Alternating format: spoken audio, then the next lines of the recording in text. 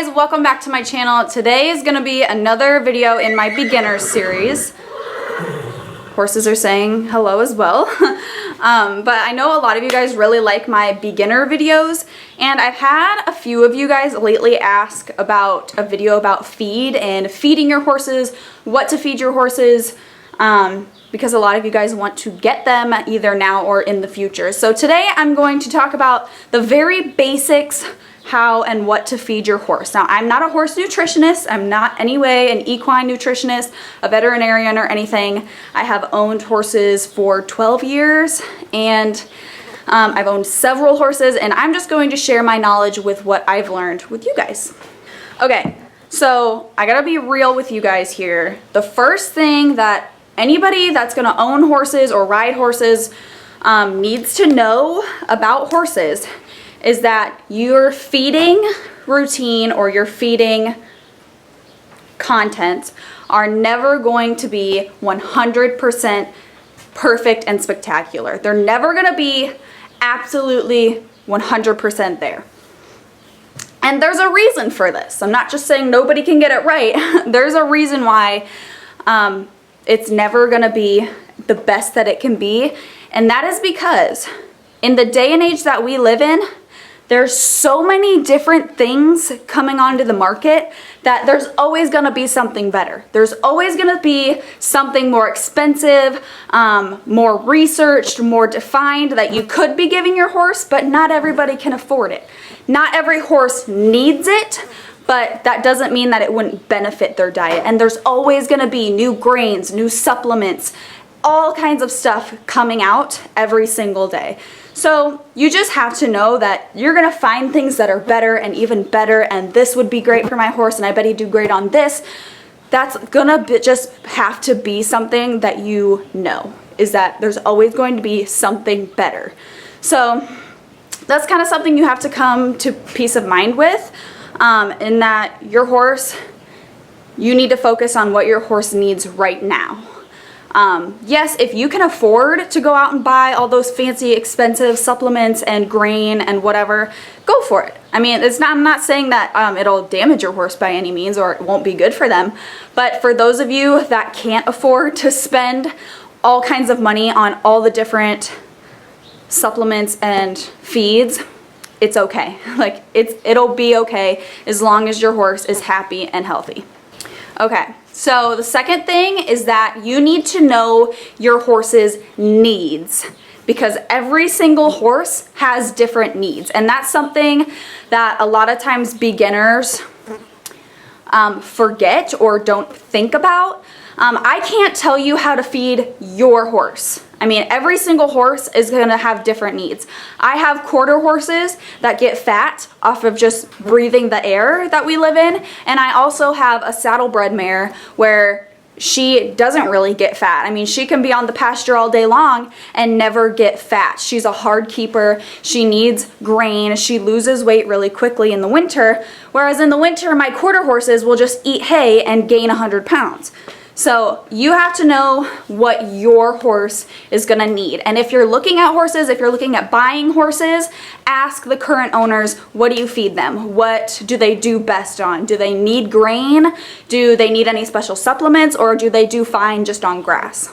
Feeding horses is not something to get super stressed about. Like, I think there are definitely people that overthink it so much. Like, if your horse is looking a little thin, throw them a little extra hay or some extra grain. If they're looking a little too fat, cut them back. But horses naturally have weight fluctuations depending on seasons, how much they're being worked. And if your horse is a little bit chunky, you don't think that you're like overfeeding it. Like, it's not something to get that stressed out about. And if your feeding routine isn't perfect yet, don't like freak out about it that you're not feeding your horse right, because it takes time. It takes time to know your horse, know how much you're going to be riding and working your horse on a weekly basis, and what kind of hay they do best on. It all takes time, and it's not something to like have a meltdown over or get super stressed about. Your horse is going to be okay. Horses are resilient animals and they can adjust. So if it's something you're really concerned about, talk to your vet and they might be able to give you a suggestion for something quick.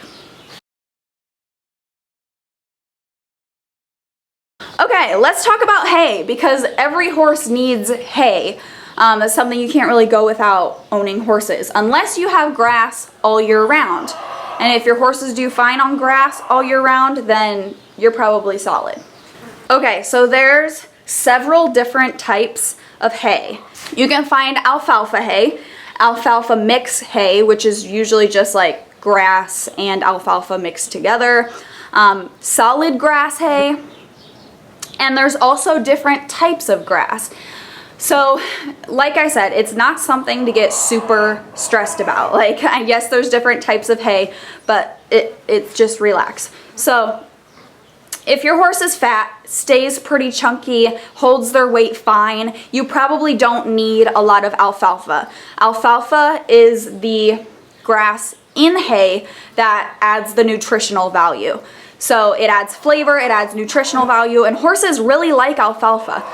So, like I was talking about earlier, my saddlebred mare that doesn't gain weight very easily, in the winter time, she needs to have alfalfa because it'll give her so much more energy, so much more nutritional value, and keep her weight on her.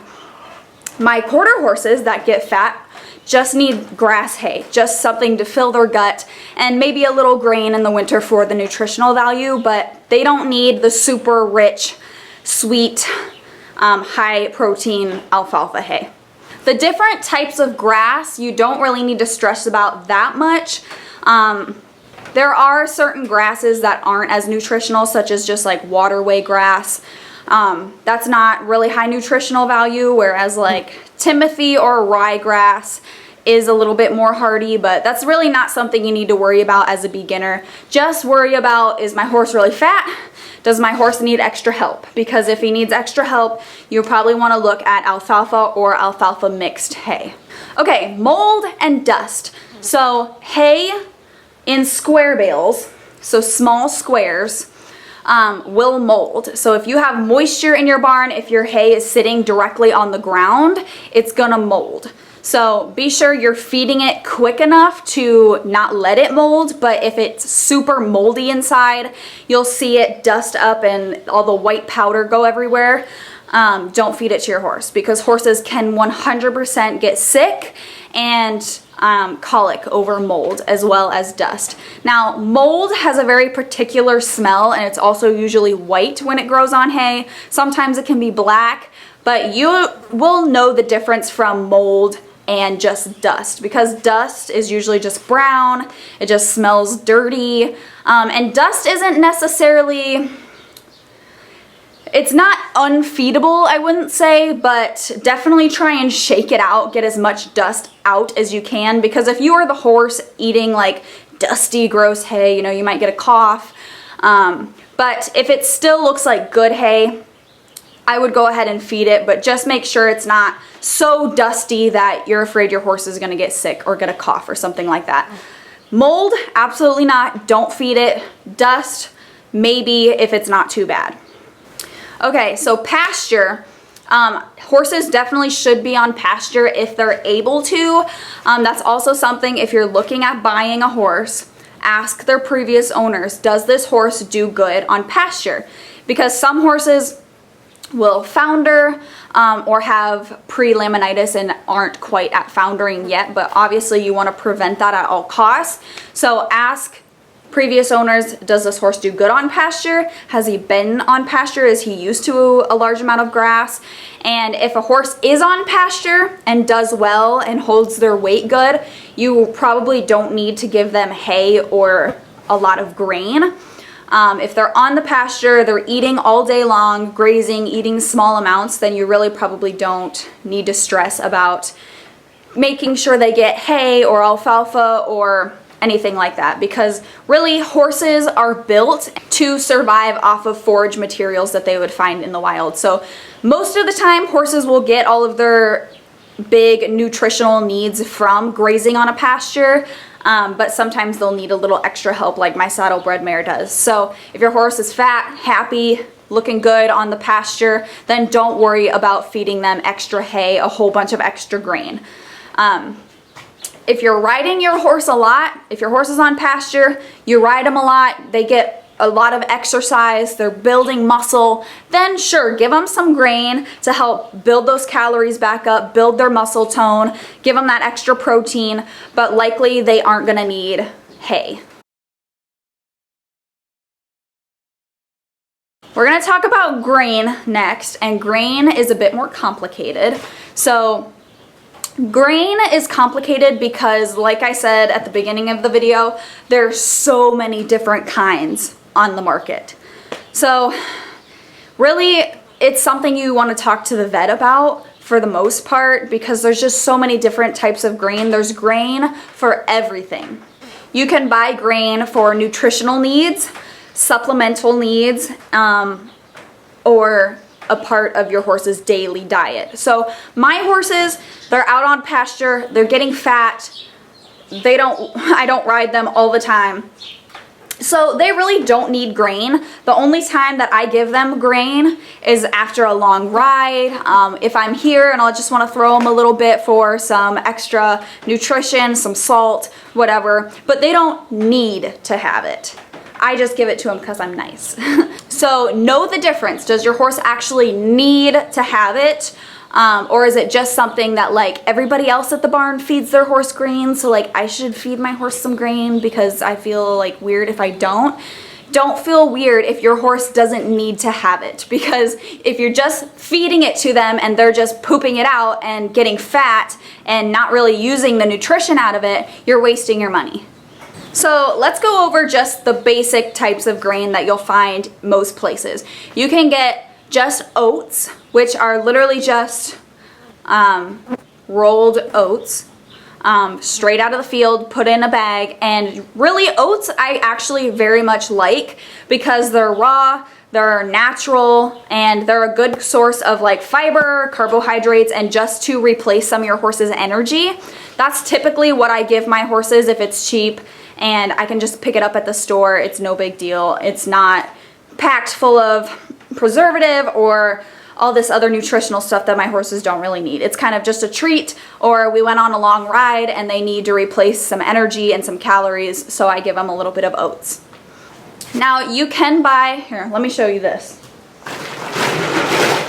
This is what I'm giving my horses right now. It's in pelleted form. This is just 12% pelleted horse feed. So all that means is that this is pretty much just a ration balancer. It's got all its nutritional value, vitamins and minerals, but it doesn't have a high amount of fat, a high amount of protein. This is just a little something that I can throw my horses for some extra vitamins and stuff like that. It's not going to make them super fat. It's not going to give them a bunch of protein that they don't need. All it is just the basic 12% vitamins and minerals that is good for them. Now, you can get grain designed to put weight on your horse, such as sweet feed.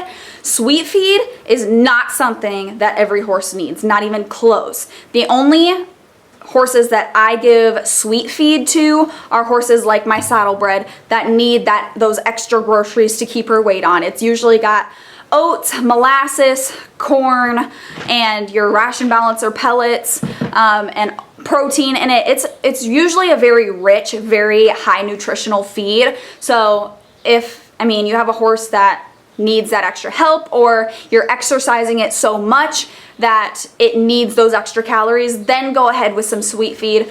But definitely, if your horse is fat and lazy like mine are, stay away from the sweet feed because they don't need that crap. There's also feed for senior horses. If your horse is really old, needs that help with the extra groceries, there is feed specifically designed for older horses and to boost that nutritional value to keep their joints healthy and stuff like that. So if you're looking into getting an older horse that needs a little help, you might want to look into senior grain.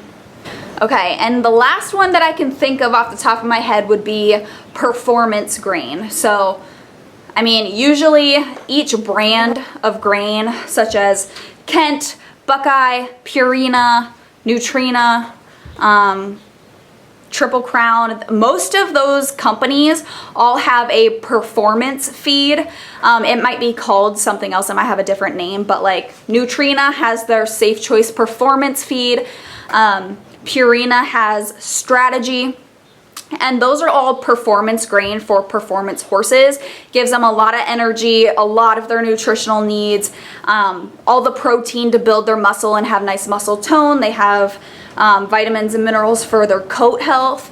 That's not really something that a horse needs, but if you are doing shows and having a performance horse, performance grain is usually a little bit more expensive, but should do good things for your horse. I mean, it's really just a grain for performance horses that are doing high levels of workouts and traveling a lot and that type of stuff. I know that Purina's Strategy has a supplement in it called Outlast, and it's actually a gut health supplement for horses that are traveling to shows a lot and are gonna need that extra gut health to prevent ulcers and digestive upset and stuff like that. Okay, the last thing that I want to talk about is salt. So every horse needs to have free access to salt. In my opinion, I don't really think any horse shouldn't go without salt. So you can get little 4-pound salt blocks. They're like this big. They're just small little ones that you could put in your horse's stall or outside in just a little pan. You can also get 50-pound big, huge salt blocks. Like with my horses, that's what I get them because there's 3 of them. They're all looking at it at once. It sits outside in the rain. It's gonna last a lot longer if you get a big, huge salt block. You can get ones that are just white salt. You can also get ones that are like brown or red in color, and those ones have vitamins and minerals and different stuff mixed in with them. So that's what I always leave my horses with. They're getting their salt, they're getting their vitamins, and that's why I don't stress about this grain, because they have that as a free option for them. So likely if my horses need vitamins and minerals and they feel like their bodies are lacking, they'll go lick on the salt block. They don't need to have this all the time. So a horse is smart. They know their bodies.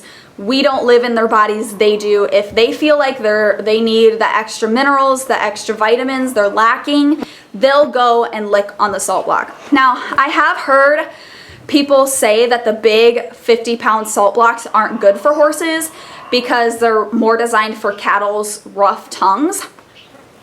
I have to disagree with that.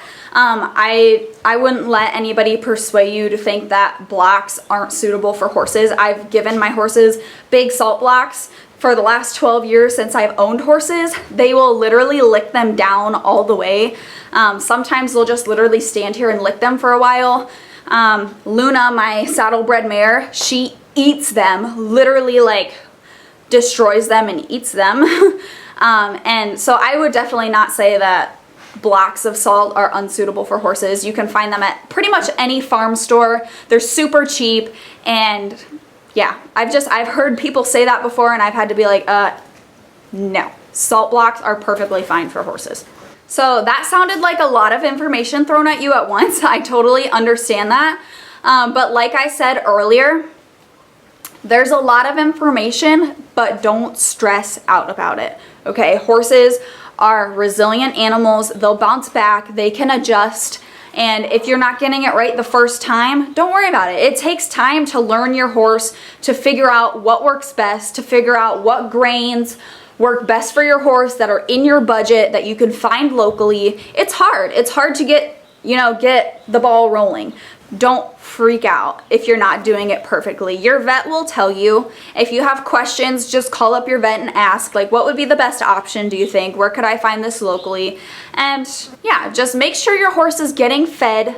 They're getting hay, they're getting grass, and you're not starving them. If you notice, my horse looks a little bony. He doesn't look like he has a lot of muscle. Look up something on the internet, like what you can add to your horse's diet to build muscle.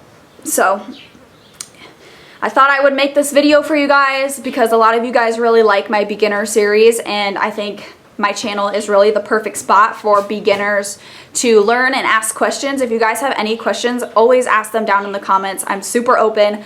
I started from absolutely nothing. I'm totally self-taught. I had to learn by myself. I never had coaches or took lessons. So yeah, I'm here for you guys that are learning and just jumping into it head first. So I hope you guys enjoyed this video. Let me know if you have any other requests or video ideas down below, and I will see you guys in my next video. Bye.